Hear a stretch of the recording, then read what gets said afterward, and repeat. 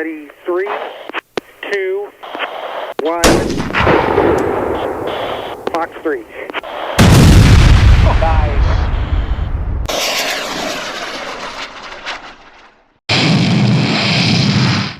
The most dangerous moment in this mission was not the missile launch. It was not the enemy radar. It was not the fighter waiting somewhere beyond the horizon. It was two words over the radio. No flow, because at 25,000 feet, hundreds of miles from home, an F-15E Strike Eagle without fuel is not a weapon anymore. It is a falling countdown. The tanker is ahead. The jet is heavy. The mission clock is burning. And inside the cockpit, Major Cole Bennett, call sign Razor, hears the phrase. Every long-range strike crew understands immediately. No flow means the fuel is not coming the way it should. No flow means the plan is starting to crack. No flow means the enemy may not have to shoot you down at all. And that is why America has refused to let this aircraft disappear. The F-15E was supposed to become old news, a legacy fighter, a Cold War animal in a stealth fighter world. But America did not bury the Eagle. America rebuilt the idea behind it. Because the next air war may not be won by the aircraft that looks the most futuristic. It may be won by the aircraft that can carry the most weapons, fly the longest missions, survive the worst nights, and still come home. So tonight, the real question is not why the F-15E is still flying. The real question is this. What does America know about the next war that its enemies are only beginning to understand? This airframe is not finished. It is not retired. It is not becoming a museum piece. It is going back to work. That is what makes the F-15E Strike Eagle so strange in today's aviation world. It is not the stealthiest aircraft in the American inventory. It was never meant to be invisible. It was built for another kind of violence, long-range precision strike. Heavy payload, high speed, and two crew members managing a fight that can unfold faster than one mind can process alone. The pilot flies the aircraft. The weapons systems officer fights the battle space. And that difference matters. Because modern air combat is no longer just about who turns harder or climbs faster. It is about who sees first, who understands first, who fires first, and who breaks the enemy kill chain before the enemy even realizes the fight has started. That is where the old Eagle starts looking dangerous again. Because the skin may be familiar, but the mission has changed. And once you understand the mission, you understand why America's enemies still cannot ignore it. Because this is not just a story about an old fighter. It is a story about how America turns old muscle into a new problem for anyone planning the next air war. And the part most people miss begins inside the cockpit. Inside the front cockpit, Razor is checking the aircraft the way a fighter pilot checks a weapon. Fuel state, engine instruments, radar, flight controls, formation, threat picture. Behind him sits Captain Hayes, the WSO. He is not a passenger. He is the second brain of the aircraft. He watches the sensors. He manages the targeting systems. He reads the radar picture. He tracks the route, the weapons, the electronic threat, and the mission timeline. If Razor is flying the body of the Strike Eagle, Hayes is helping fight its nervous system. And in a modern battle space, that matters more than ever. Because the next air war may not look like the dogfights people imagine. It may happen across hundreds of miles. A radar turns on for 3 seconds. A drone confirms a target. A stealth aircraft passes data. A tanker adjusts its track. A missile launches from an aircraft the enemy never saw.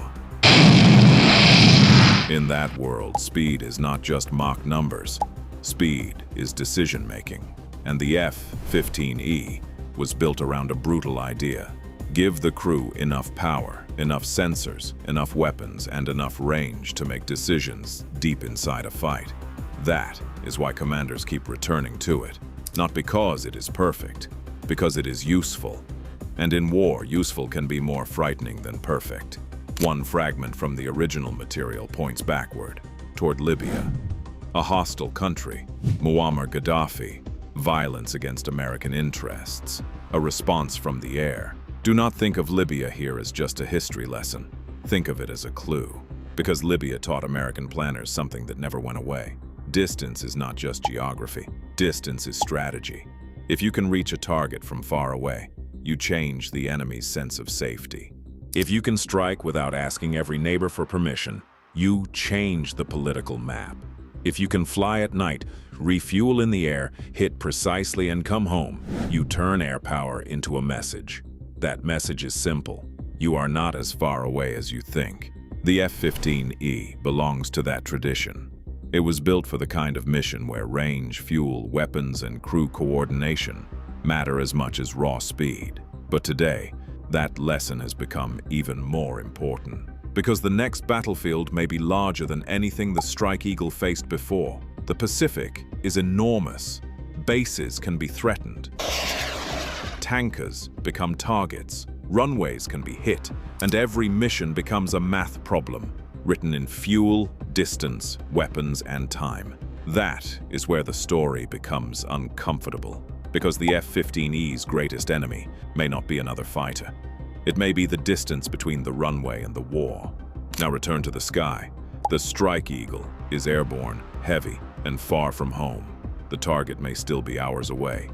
The enemy may still be silent, but the mission is already in danger, because the entire plan depends on something almost nobody outside military aviation thinks about: fuel. A tanker waits ahead in the darkness. The F-15E moves into position, close enough that two massive aircraft are now flying like one machine. Then comes the call: clear to contact. To most people, those words sound routine. To a combat crew, they are permission to survive a little longer. Razor steadies the jet. Hayes watches the numbers. The tanker lights hold steady ahead. For a moment, everything is controlled. Then, the radio changes the temperature inside the cockpit. No flow. No flow means the crew may not be getting the fuel they expected. No flow means the mission clock just got shorter. No flow means the aircraft that was built to strike deep may suddenly have to choose between the target and the trip home. This is the war behind the war. The missile gets the headline. The refueling track decides whether the missile ever arrives. The jet gets the glory. The tanker quietly decides how long that glory can stay in the air. And this is why the F-15E still matters. Because it was built for missions where the fight is not just against the enemy. It is against range, against weather, against timing, against fuel, against the terrible arithmetic of distance. And if America can keep the Eagle armed, fueled, connected, and protected, then this old aircraft becomes something much more dangerous than a legacy fighter. It becomes a carrier of options. Then there is the name, Hellhounds. In the original material, the phrase cuts through the noise like a command. Hellhounds roll it out. It does what military names are supposed to do. It gives a machine a soul. Every aircraft has numbers. Every squadron has paperwork. But names are different. Names are what crews carry into the night. They are painted on walls, stitched into patches, shouted across flight lines, and remembered after the mission is over. They tell the people around the aircraft that they belong to something larger than one sortie. And they tell the enemy something too. This is not just metal. This is a community that has trained, failed, fixed, learned, and come back again. That is the human side of air power that most videos miss. The F-15E is not kept alive by specifications. It is kept alive by crews who know how to turn those specifications into a mission. Crew chiefs who find problems before they become emergencies. Weapons teams who load the aircraft in the dark. Tankers who wait in the right patch of sky. Pilots and WSOs who turn a flight plan into violence and then bring the jet home. That is why the name matters, because the machine is only half the story. The people are the part that makes it dangerous. Now imagine the enemy commander's problem. He is not just looking for one aircraft. He is looking at a system. Stealth aircraft may be forward, quietly collecting data. Drones may be probing his defenses. Tankers may be extending the fight from far behind the line. Satellites may be watching movement on the ground. And somewhere outside the most dangerous threat rings, Strike Eagles may be carrying the weapons that finish the job. That is the nightmare. The F-15E does not need to be invisible to be dangerous. It only needs enough fuel, enough weapons, enough data, and enough support to make the enemy solve too many problems at once. If the enemy turns on a radar, he may reveal it. If he keeps it silent, he gives the strike package more time. If he launches fighters, they may face missiles before they understand who is targeting them. If he waits too long, the weapons are already inbound. This is why calling the F-15E old misses the point. In modern air combat, the aircraft that finds the target does not always have to be the aircraft that fires. A stealth jet can see, a drone can confirm, a command network can pass the data, and an F-15E can launch. That is not nostalgia. That is a kill chain. And once the Eagle becomes part of that chain, it is no longer just an old fighter. It is a weapons carrier inside a much larger machine. That is what enemies have to plan against. Not the F-15E alone, the entire American system behind it. But there is a weakness, and every serious military planner knows it. The Eagle is powerful, but it is not magic. It needs runways, it needs fuel, it needs maintenance, it needs weapons, it needs tankers, it needs networks. And if an enemy cannot defeat every aircraft in the sky, he will attack the system that keeps them there. Hit the base, threaten the tanker, jam the link, disrupt the command network, force the aircraft to operate from farther away, make every sortie longer, heavier, and more complicated. That is the real challenge of the next air war. Not just who has the best fighter, who can keep fighting after the first wave hits. This is where the F-15E story becomes bigger than one airplane, because the aircraft's future depends on the machine around it. Dispersed operations, protected tankers, resilient bases, faster maintenance, longer range weapons, and crews who can keep working even when the plan starts breaking. The Eagle can carry the hammer, but someone still has to get the hammer to the fight, and that may be the hardest part of all. The mission ends the way every crew hopes it ends. Runway lights through the dark, landing gear down, wheels on concrete, engines roaring, then fading. The canopy opens. Razor removes his oxygen mask. Hayes looks back at the jet. Sergeant Miller, the crew chief, walks forward. No speech, no celebration, just a nod. Because in military aviation, survival is often measured in small gestures. A hand on the ladder, a helmet under the arm, a jet that came back, and maintainers already preparing it to fly again.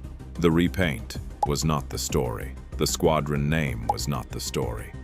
Even the jet was not the whole story. The real story is this: America found a way to make an old warrior dangerous again. Not because it is invisible, not because it replaces stealth, not because it solves every problem, but because it gives commanders options. More payload, more range, more weapons in the air, more ways to overwhelm an enemy before the enemy can respond. Sometimes old does not mean obsolete. Sometimes old means proven, and when proven, meets modern tactics, modern networks, and crews who know exactly how to use it. Proven becomes dangerous. So when the radio says, "Hellhounds, roll it out," it may not be the sound of an old fighter taking off. It may be the sound of America's next air combat strategy beginning. If you enjoyed this breakdown, subscribe to AeroPediaTV and turn on notifications. Because the future of air combat is not just about the newest aircraft. It is about the aircraft, crews, tankers, weapons, networks, and strategies that decide who controls the sky. And in the next episode, we will look at another aircraft everyone thought they understood, until America changed the rules again.